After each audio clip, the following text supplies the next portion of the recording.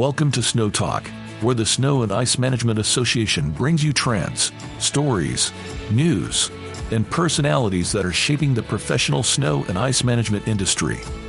This season of Snow Talk is sponsored by Western Snowplows and Fisher Engineering. So settle in and let's talk snow. Attention snowplow professionals. Move massive amounts of snow this winter with the all-new Pile Driver Pusher Plow from Western. Engineered with Trace Edge technology, its independent 2-foot cutting-edge sections trip, oscillate, and raise vertically, allowing you to contour to the plowable surface and avoid obstacles. Take on big jobs and move more snow than you even thought possible with the Pile Driver Pusher Plow from Western. To learn more, contact your Western dealer or visit westernplows.com. Hello and welcome back to another episode of Snow Talk, the podcast powered by the Snow and Ice Management Association. I'm your host, Evan Newman, and today's episode is a must-listen if you care about the financial health and future of your snow business. Joining me in studio today is Steve Wolf, founder and president of WolfWorks Consulting and the lead researcher behind CIMA's 2025 profitability and benchmarking study. He's here to unpack the numbers, trends, and strategies driving success or causing headaches for the snow professionals across North America. Steve, welcome to the show. Glad to have you. Thanks so much, Evan. I'm really happy to be here. I've worked with CIMA for a handful of years now, gotten to know the organization and the types of providers that you serve. I have a lot of respect for the association and the work that you do. I'm pleased to have run a number of studies for you all over the years, and this one's particularly interesting and I think germane to your membership base, all of your operators. So I'm happy to be here and talk about the financial nuts and bolts behind your industry. Yeah, absolutely. This is going to be good stuff. So let's go ahead and dive in. You surveyed over 160 snow and ice management firms across the U.S. and Canada, 161 to be exact. So tell me, why did the CIMA Foundation commission this study, and what can contractors get out of it once they start taking a closer look at it? The CIMA Foundation, the nonprofit adjunct of the association itself, has a mission to better the industry, provide information for your members and all the operators and providers in the space. And a way for it to do that is market research. So the foundation identified through conversation with membership that provider economics is really core. There was just a knowledge gap on what are the foundational economics in our field. So they commissioned this survey. This is something I'm super excited about because, as you know, on the membership side, there's a lot of questions about, hey, how do I stack up against other companies? One. And two, it's always nice to see how the data stacks up over time. So with that being said, this is the second benchmarking and profitability study that the foundation has asked you to conduct on behalf of the association and the foundation. The first was in 2022. What does the average snow business look like now in 2025? Got it. Before I get into that, let me tell you a little bit about how we deployed this study. So back in 2022, the foundation wanted to conduct kind of a benchmarking survey about financials in the industry. So what do financials mean? That's average size, average revenue, cost structure in terms of labor and equipment, materials, insurance, overhead. Are costs going up or down? Is the average firm profitable? Are profits going up and down? What economic issues qualitatively and quantitatively are snow and ice providers seeing? What types of prices do they charge? What types of contracts are they having their customers put ink to paper on? So all of those questions were asked. And then this year, 3 years had gone by, the foundation thought it would be a good time to revisit, especially given all the economic changes that's gone on in the industry and macro in inflation and the like. So for members that are tuning in, I hope you're going to learn from the remainder of this podcast. One, you can hear and understand the degree to which your business is average or trailing or ahead of the average on, again, a lot of cost and profitability dimensions. So how do you stack up? And then having this baseline information can potentially spark you to revisit your contract structure, revisit your prices that you charge customers based on the costs, revisit how you spend, and talk to other members in your region or at conventions, members that you trust. Trade stories, but hopefully this data can be the kind of the foundation, the ground that you can go on to understand your economics compared to the industry at large. And that, just to give the listener an understanding of how did we gather this data, we reached out to all of CIMA's members, and to avoid the fact that you can have bias from only CIMA members answering the survey, we also reached out to non-member companies that we could get our hands on data-wise. So the response mix is a very healthy blend of member response and non-member response in order to make sure that we don't capture too much bad data.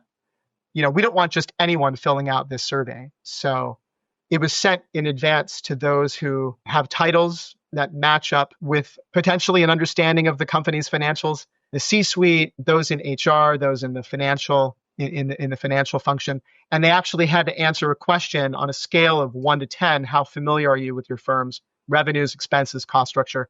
And if they didn't answer really high on that scale, they weren't allowed to take the survey. Given that understanding of how this survey was put together, what does that average snow business kind of look like in 2025 now that we have some of that foundational knowledge of what the survey looked like and how we put some of those things together? Very good question, and a good place to start, just kind of laying the broad brushstrokes on what the average company looks like, and then we'll get into some cost and other elements of economics. But again, these 160 folks, to the degree that they're representative of the industry, and I think they are. By the way, this is a higher number than responded 3 years ago. It's about 3/4 from the States, 1/4 from Canada, a nice mix of newly founded firms and mid-tenure firms that have been in the industry 10, 20 years, and veteran firms who have been in the industry 20 plus, even 30 plus years. A nice mix of the smallest companies who earn $100,000 top line or $500,000 top line, mid-sized companies who earn in the single-digit millions, and large companies who might earn 5, 10 million more. So if I take all of those responses and I boil it down, the average firm has a revenue base of just north of $5 million total year-round, and their average snow and ice revenue is a little bit less than half, $2.3 million. So if you are a $500,000 firm or a $25 million firm or something else, everything you're hearing from me right now, divide by 5, divide by 10, multiply by 2, multiply by 5, whatever you need to do to calibrate these numbers to your business. So with that being said, we were lucky that, again, it's a nice round number, top line revenue for the average firm of 5.1 million, for which nearly half of their business is snow and ice, 55%. Other businesses, presumably a lot of that is landscaping work, might be other lines of business as well. Given that snow is only on the ground in member states or provinces for a quarter or a third of the year, 45% business in snow and ice actually might seem high. But of course, to the best of my understanding, as I learn your industry, on a day-to-day basis, revenues might be higher in the snow season than in the spring and summer and fall. So this average $5 million top line company has been in business for 21 years. They have 75 people. That might sound like a lot of people, but 2/3 of them are part-timers. They work 60 snow and ice events per winter season. They cover nearly 500 acres of land. They serve more than 100,000, 130,000 to be exact, linear feet. So that's a little bit about their longevity and the footprint that they're serving. They own or rent 50 pieces of equipment, pickup trucks, dump trucks, skid steers, loaders, spreaders, de-icing sprayers, and the like, 50 plus pieces of equipment.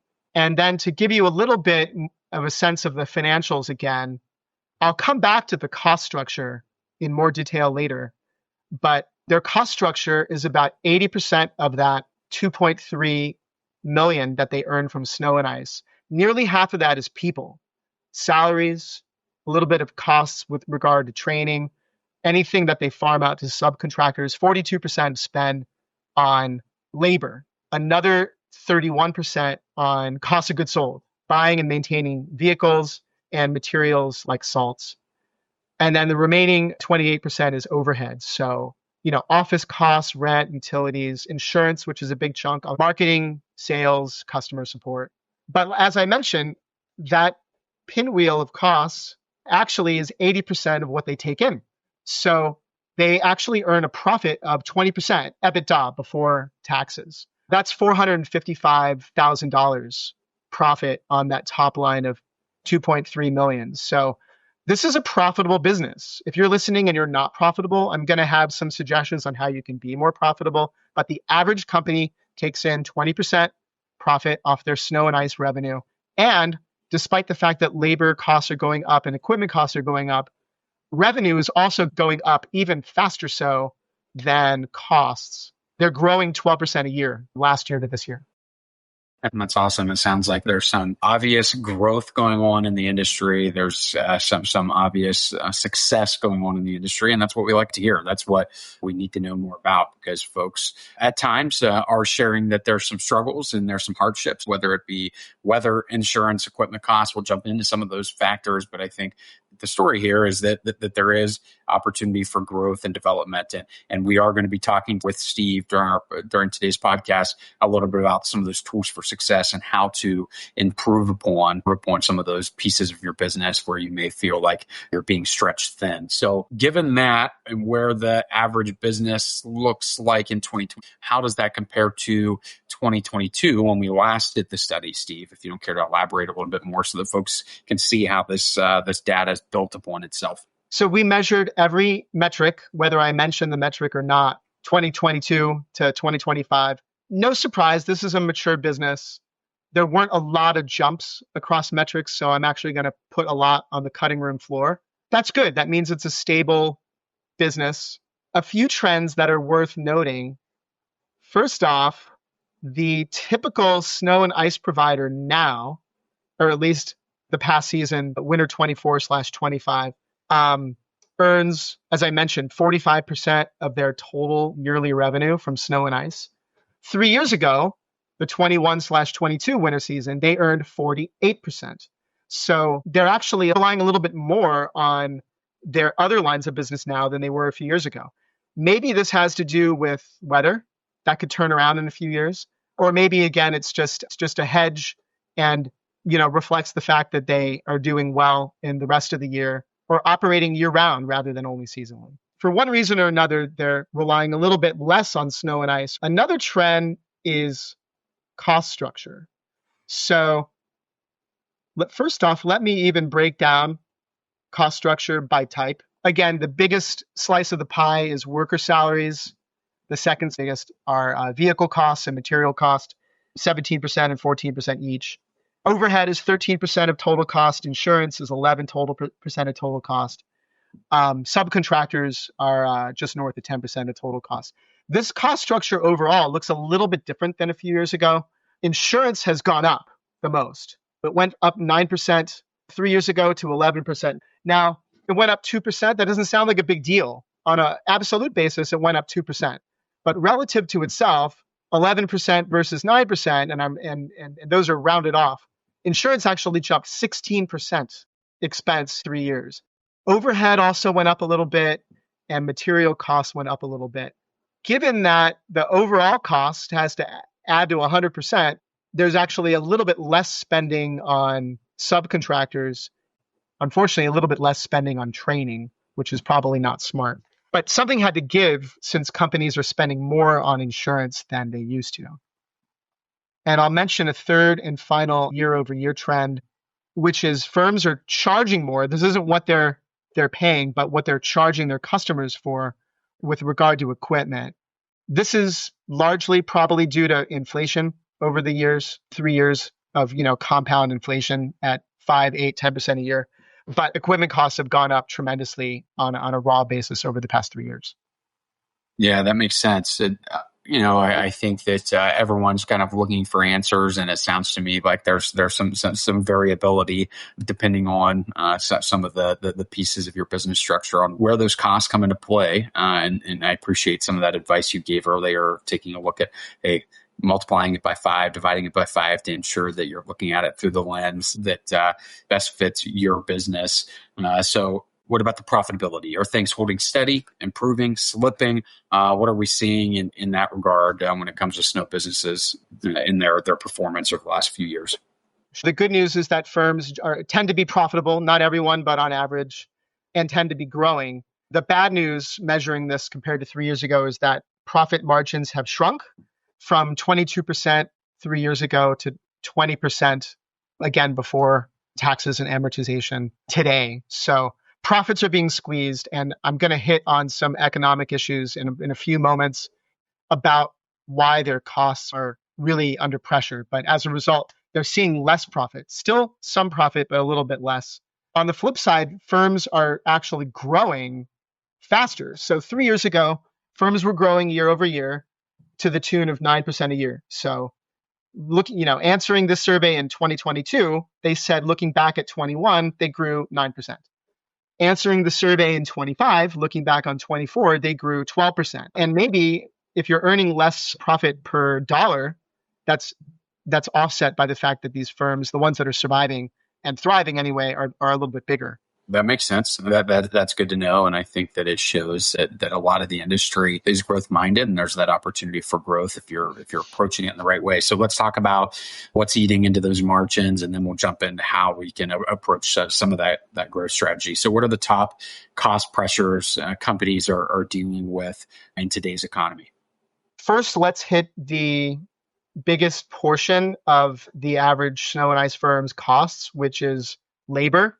Again, salaries for full-time employees, hourly rates for crew and part-time workers, employee benefits. That's 27% of total costs. The headline is companies report that their labor costs are increasing on average 8% versus last year. And there's a big disparity. So overall, over half of snow and ice firms that took this survey say that their labor costs are going up substantially. They went up 10%. They went up 15, 20, 25%. Half of firms are seeing, kind of code orange or even code red increases in their labor spend.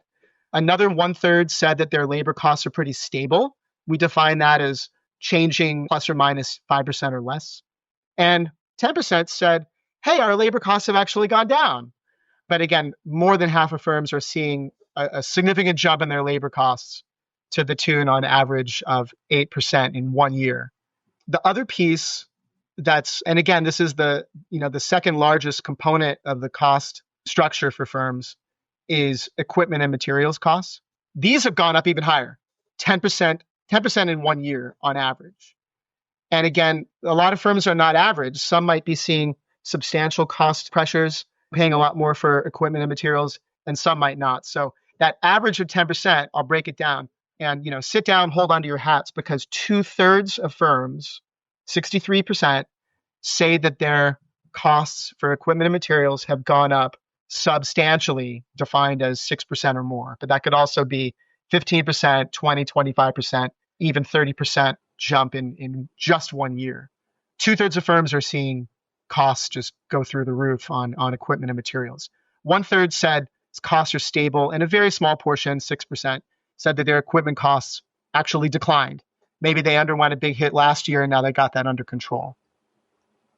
That's powerful information. And when it comes down to labor and equipment, those are two things we need to ensure that we can grow and to ensure that we can continue to thrive as a company. So those are things that we're going to have to continue to invest in some way, shape, or form. So these are the pieces of the puzzle that we have to talk about, have to realize, and have to understand is really pieces of the puzzle. So really appreciate you taking a look at that with me. So what plays into that? How can we take a look at generating more revenue? It's contracts. Contracts across the board are differing from seasonal to per push and to regular contracts. Some different in Canada versus the U.S. So tell me, let's take a look at contracts and how are successful companies structuring theirs versus the alternative.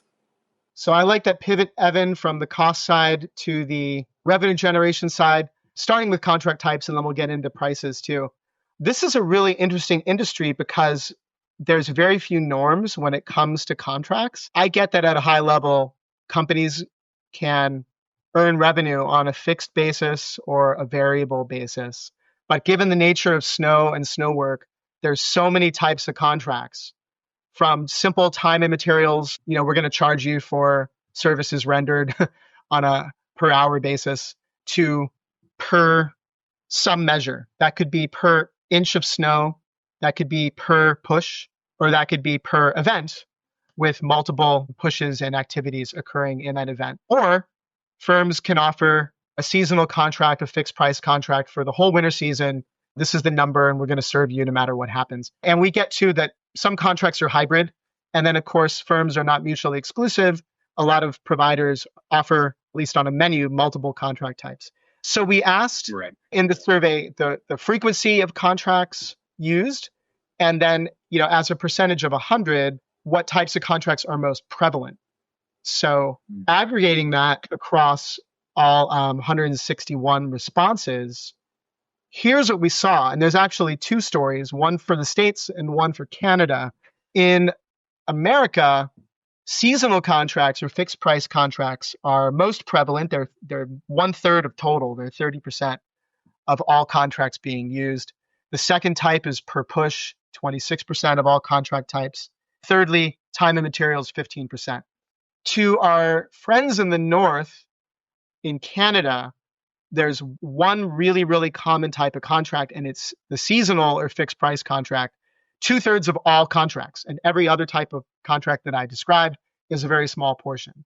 If you think about seasonal contracts, that could be dangerous if there are no guardrails, or it could be totally fine if there's, solid terms and conditions around, what happens if there's just not enough snow, and there's not enough snow, the provider's not doing a lot of work. Can the customer get any kind of rebate or credit? Or there's a ton of snow. It was a really brutal season. The provider's working really hard. Can there be, a ceiling by which above that ceiling of snowfall, the provider earns additional revenue? Well, what we found is in both Canada and the United States, the most common type of seasonal contract is there's no floor, there's no ceiling. It's totally flexible. It's totally open-ended. Much more rarely is there a ceiling written into the contract, or least often a floor and a ceiling written into the contract. So I'd argue that this exposes the provider. Okay, if there's not a lot of snowfall, you earned a little bit of extra revenue by not having to work as hard and charging a flat fee to the customer. But if there is a lot of work, there's a lot of exposure too. So it's probably fair to say, hopefully most folks listening agree, seasonal contracts can be risky, and they're the number one type of contract, and the number one type of seasonal contract is fully exposed, no floor, no ceiling. This is key to long-term success of the snow industry, is understanding how your contracts are set up and diversifying them so that you can not only remain profitable but remain competitive. Correct? I talk about it with our operations peer group quite often, is setting up your contracts and understanding kind of the evolution of the contract. Not only if we're not protecting the business and setting up those guardrails, to your point, then ultimately we're kind of setting ourselves up for long-term failure. Any other thoughts there before we shift over to insurance and what role that's played on the costs of business? So as you mentioned, Steve, seasonal contracts can be dangerous. Obviously, we've got to look at ways that we can diversify our contracts so that we can diversify our revenue and protect our businesses and the investment that we've made in our businesses. So taking a look here at another piece of the puzzle, if you will, that impacts our businesses, let's talk about insurance. This is a topic that I get questions about 2, 3, 4, 5 times a week at times, and for good reasons. Insurance costs are on the rise. What did we learn about insurance costs and trends as a result of the benchmarking study? Insurance can be a bugaboo for companies in this line of work. It's dangerous work if the work's not done properly. You have citizens doing their thing, customers and their customers who slip and fall. And all of that, you really have to be insured, and that's a big part of the cost structure for sure. 7 out of 10 firms said that they saw substantial increase in their insurance costs, again, as defined from 6% to 10, 15, 20, 25% or more only percent said that their insurance rates went down. But the fact that, more than 2/3 of firms feel pressure on the insurance side can't be good. In fact, this might be a good jumping off point into overall economic challenges because insurance was just one of them. We asked exactly one open-ended question, namely, what are the primary economic challenges that your company faces in the snow and ice business lately? I saw all kinds of responses, 140 unique responses, and the prevailing sentiment is that everyone's getting hit with rising costs. Just general economic frustration, inflationary environment, tariffs. This again was back in the fall, but a saber rattling that tariffs might be coming even at the time. The fact that clients' wallets, increasingly stressed by rising consumer costs, and that trickles down to willingness to pay for snow and ice services. So literally half wrote in something about costs going up. It was really eye-opening. Part of the reason that I went here is that among all of these cost components, insurance got mentioned more than anything else. My premium going up, or there's more requirements, there's more coverage, terms and conditions I have to meet, which naturally raises the costs too. So sorry to interrupt you, but that's interesting to me that out of all these factors that come into play, and obviously there's been more that have arose since you took the study, as you mentioned, with tariffs and some different economic factors with the new administration. I think that it's interesting to find that insurance continues to be the bellwether. Obviously, it shows that there's work to be done in regards to insurance and answering that need for change there for the industry. Another piece of the puzzle regarding economic issues that providers are facing is competition. I'm feeling a lot of downward price pressure from others in my region, whether they're small providers, landscapers who are dipping their toe into the water in the wintertime, to big national firms. It's harder to hire good people. They're not skilled enough, or it's harder to upskill them. It's harder to retain them year over year. Even customers came up as a challenge. Customers don't understand our contract types. They refuse to budge from one type of contract to another, or they have unreasonable expectations. Presumably that's regarding speed or quality of getting the job done, or they won't pay, or they want to delay payment. So, the issue becomes cash flow negative. Pricing too, it's difficult to determine what to charge or to transition from one type of contract to another. Hopefully this work can spur some solutions regarding determining prices. In fact, a lot of this was validated by a more typical closed-ended question in the survey, which went, here's a bunch of economic challenges. Click the ones that you're facing today.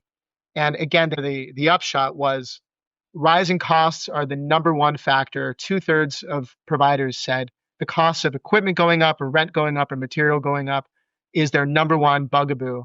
Insurance was number two at 60% mentioned among all firms. And then labor issues were third.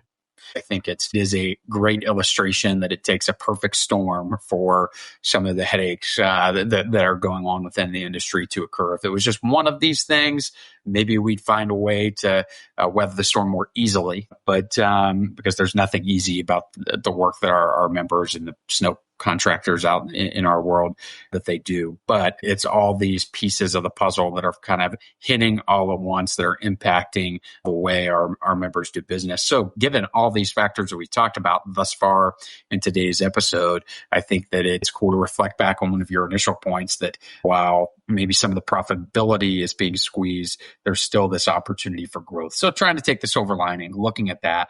But to your point, CIMA does recognize that some of these things are factors, and we're looking at tools and different ways to satisfy some of the changes going on within the industry to better serve members. So as you listen to this, if you're a CIMA member, if you're someone that's like, hey, what's CIMA doing about these changes? We are working with insurance companies. We are working on some new contract templates. We are working on new education to maybe fill some of those gaps and make it affordable and make it an option for growing or changing snow providers in the space. So Steve, you mentioned weather and that being a factor, maybe fourth or fifth on the list, but still being a factor. Let's not forget about that being. Let's not forget about seasonality really being a factor in our industry, and climate volatility really being an issue within our geographic outlay right now. So what are some of your thoughts on the snow patterns and how that's impacted the industry, coming from a non-meteorologist, but still happy to hear your thoughts. I'm a market research professional, but not a meteorologist. But that being said, every year is different. And in 24, 25, chalk this up to global warming, or chalk this up to a 1 year, dip given volatility in snow year over year. But again, lack of snowfall, lack of work was the number 2 challenge, just after skyrocketing costs in this past snow season. 27%, 1 in 4 said, this is a big issue for me. They wrote that on their own, unaided. And then when we prompted them, here's a list of potential challenges. Is this a challenge to you or not? Nearly half, 45%, said low snowfall is either eating into their revenue or their profitability. So we can all root for more snow in the next year, but hope is not a strategy. Hopefully, a lot of these other factors regarding contract types and getting insurance costs under control and getting equipment costs under control and pricing properly can offset the fact that maybe long-term there's not going to be as much snowfall as there was in the 70s and 80s and 90s. Good point. And that's a good transition. So given that praying for more snow or Evan's snow dance is not a strategy for long-term growth and sustainability within the industry, what are high-performing companies doing differently to really maximize profit and maximize their business? And for those that have listened this far, we're going to pivot to how do profitable companies differ from unprofitable companies. So hopefully the next maybe 3 or 4 minutes, I'll throw some data at you, can be a mini playbook to understand what the most profitable companies are doing right or the unprofitable companies are doing wrong or suffering from. By the way, whenever, as a research professional, I conduct a study like this for any kind of companies, customers or prospects or partners, you have a sample. It could be 50 respondents. It could be 500 respondents. And the fun part for me is I get to slice and dice the results in lots and lots of ways and look at how the results differ.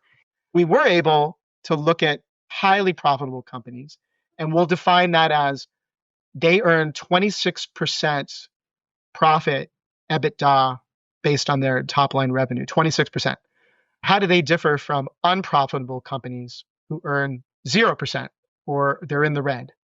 In the middle are like the moderately profitable companies that earn 5%, 10, 15% profit before taxes. But really, I want to compare the highly profitable firms, and there were 62 of them, to the firms that are truly unprofitable, breaking even or worse, and there was 22 of them. So relatively small sample, but enough that we can get a trend on. There's 5 or 6 ways that the profitable firms really separate from the pack versus the unprofitable firms. First is how they go to market regarding their contract structure. So the profitable companies, they're only using seasonal contracts or fixed price contracts 31% of the time. The unprofitable companies and the moderately profitable companies too are actually deploying seasonal contracts 40% of the time. So, this isn't perfect causality or correlation, because some profitable companies are profitable despite the seasonal contracts. It's not a black and white issue. But I think there's a trend here in that the less one relies on seasonal contracts, the more profitable they tend to be. Moving on, the highly profitable companies are charging a lot more for salt. We gathered a lot of pricing data on equipment and materials too. There weren't a lot of differences between profitable and unprofitable companies regarding what they're charging for pickup trucks or loaders or snowblowers, or on the materials side, even liquids. The real issue that got isolated were salts. So highly profitable companies are charging 1.5 to 2 times the amount for salts as non-profitable companies. Here are the numbers. Per ton, unprofitable companies charge exactly, on average, $200 per ton for bulk salt, and the profitable companies charge $327. So more than 33% more. And treated salt, it's almost double. The unprofitable companies charge $250 a ton, and the very profitable companies charge $480 per ton. The moderately profitable companies were exactly in the middle of this trend. So there's something going on regarding salt. The cost is what it is. It might vary a little bit provider to provider, but the profitable firms are finding a way to charge their customers more, pass that cost on to their customers more for the prices that they factor into the equation. Interesting. I appreciate this insight on salt and on maybe some of the de-icing solutions that you're using. I think that it really comes down to understanding not only your cost of materials, but what it takes then to deliver it to the customer. Am I right in saying that? You are. In fact, we actually asked firms, given what you're paying for equipment, for salt, for liquids, and given what you're charging, are those three dimensions, equipment, vehicles, and attachments, salts, and liquids, anti-icing, are you profitable or not on those three dimensions? And the answer we got was on the vehicle side, about 3/4 of firms say that piece of their business is profitable, whether or not overall they have high profitability, medium profitability, or low profitability. Same with liquids. About 70% of firms, irrespective of their overall profitability, say that liquids are profitable. But salt was the difference. Those that earn high or even low profit overall, about 75-80% of them said salt is profitable for us. And those that are struggling, that are unprofitable, only half of them said that salt alone is profitable. I think that aligns with some of what we're hearing from members as well. And I think that at the end of the day, what my mind keeps coming back to is insurance is a big issue due to a number of different factors, but one of those factors being high slip and fall insurance and concerns around being sued or concerns around having charges pressed against you for any number of reasons. So why not charge for the salt and the liquids that are helping to protect the end consumer from the fall? So really, it helps us to protect ourselves, protect the consumer, and most importantly, be profitable in this regard is charging a fair amount or charging the right amount for that. You mentioned slip and falls and insurance, and we've already harped on the fact that insurance costs have gone up. They've gone up more for the unprofitable companies. They pay 14% of their total cost structure in insurance. The profitable companies pay 10-11% total on insurance. So they have more wiggle room to invest in other things. The unprofitable companies are getting socked with high insurance. Now, whether that's because they have a track record of poor safety or whether that's because they're not finding the best deals, who knows what the root cause is. But the fact is the unprofitable companies are paying really 40% more for insurance than the profitable ones. And then looking again at trends regarding profitable or unprofitable firms, the unprofitable companies were twice, even 3 times as likely to indicate that their revenue is at risk, their profit is suffering because of the contract types that they're deploying in the market. 1/4 of all unprofitable companies said, this is a problem for us. And only 10% of the profitable companies said the same. As a result of all of these factors, the unprofitable companies, they're kind of stuck. They're not growing. Their average 1-year growth rate is 5%. And the moderately profitable companies are growing 10% a year. And the highly profitable companies are growing 17% a year. So because they're doing everything right and they have more profits, presumably they're reinvesting that. They're making smart decisions. They're investing that in winning new customers. Whatever they're doing, they're onto something and they're growing 17% a year. The unprofitable companies are kind of treading water. Steve, and as we transition into the next portion of our podcast today, we do want to spend we're in that portion, we're going to be spending some time talking about how to apply these numbers to your business. I want to take a quick moment to thank our sponsors, Fisher, Westerns, and SnowX, for their ongoing support of the Snow Talk podcast.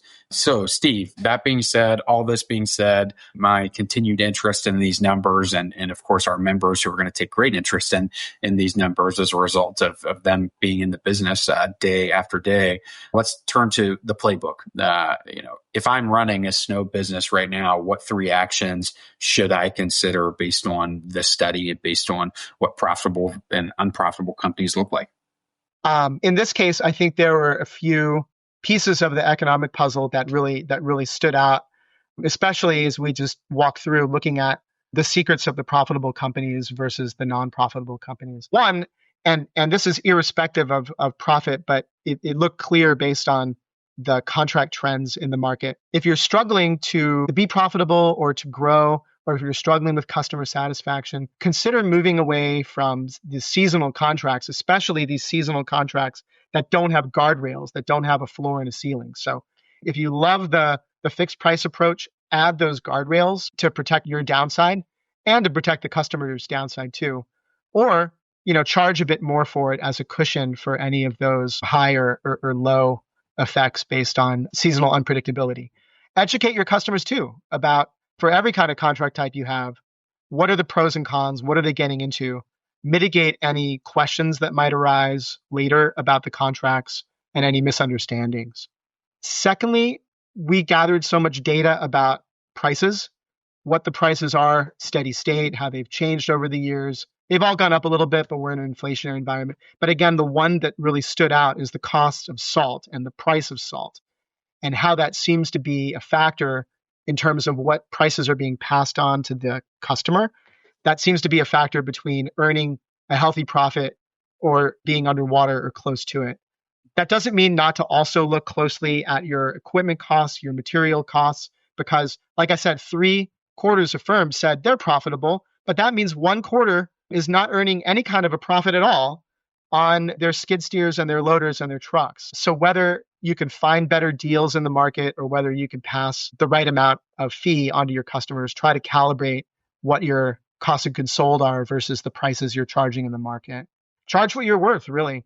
And thirdly, we've hit on insurance costs going up. Despite challenges in the marketplace, costs going up, insurance costs going up, this is still a really profitable industry. Invest in your equipment, invest in your people, hire the right people, train them well. Certainly invest in safety, mitigate the frequency of incidents. Get your people certified, because those steps, safety measures, certifications, can mitigate those insurance costs for you. Thanks for that, Steve. I think that those are 3 really actionable items to consider. I know that when we were preparing for this, you said that there were potentially some additional ways. Is there any low-hanging fruit to consider for companies who say, okay, I'm already maybe doing some of those 3. How do I add on to that? How do I do just 1 or 2 more things to level up, if you will? I think I was really struck by the commentary around, in that question, what challenges are you facing? Competition. There's more players. I'm frustrated with new entrants in my field. It's hard for me to, break through. And, I get that. And that's actually another indicator that this is a good business to be in. If competition is emerging, other people are, taking their shot. So, the question is, what can you, as, a capable snow and ice provider, do about it? How can you stand out? So maybe this is my lens because I come from a marketing and sales background. But I think, especially in any industry that has high competitive intensity, figure out your positioning is. Where in the market do you stand out? Is it with a certain audience type? Is it a certain geographic region? Is it a certain, high-end luxury service or, more value-based service? Figure out your position among the competition and then figure out how to message that. Get your message out there.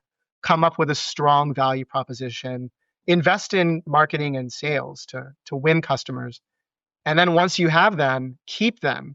There's more long-term economic value in customer retention and loyalty than there is in churn and having to win new customers just to those that moved up, that decided to move on.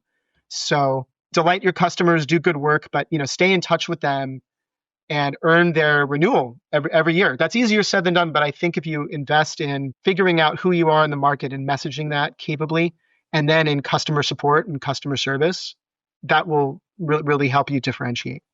I think that the marketing and development piece is something that is important to a lot of our customers, and a lot of folks are taking a closer look at how they do that given the current economic environment and things in their arena.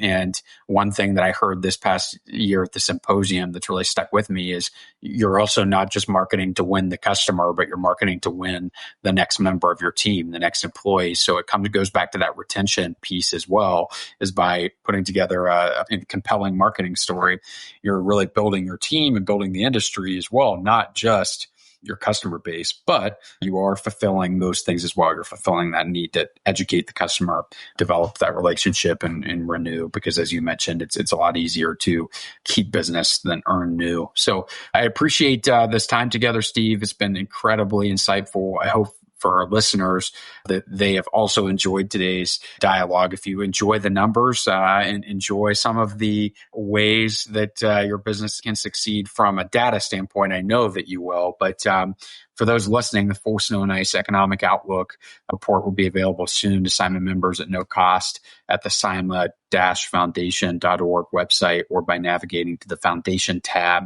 at the top of the CIMA.org homepage. If you want to build a smarter, more profitable snow business, dig into these numbers and apply them to your snow business. Steve, anything else?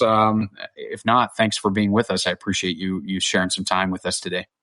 This has been a real pleasure to talk with you and hopefully help your member base, even your suppliers too, just to get a pulse on their customer base by extension. If anyone else wants to learn a little bit more about my firm, you can visit my firm's website at wolfworks-consulting.com. You could find me on LinkedIn. Hey, thanks, Steve. I appreciate it once again. And thanks again to our sponsors at Western Fisher and SnowEx for making today's episode possible. This wraps up another episode of Snow Talk. So be sure to subscribe, leave a review, and join us next time. Stay safe and stay ready. Winter is just around the corner. Thanks for listening to Snow Talk, sponsored by Western Snowplows and Fisher Engineering. Check out all of our episodes at CIMA.org/podcast.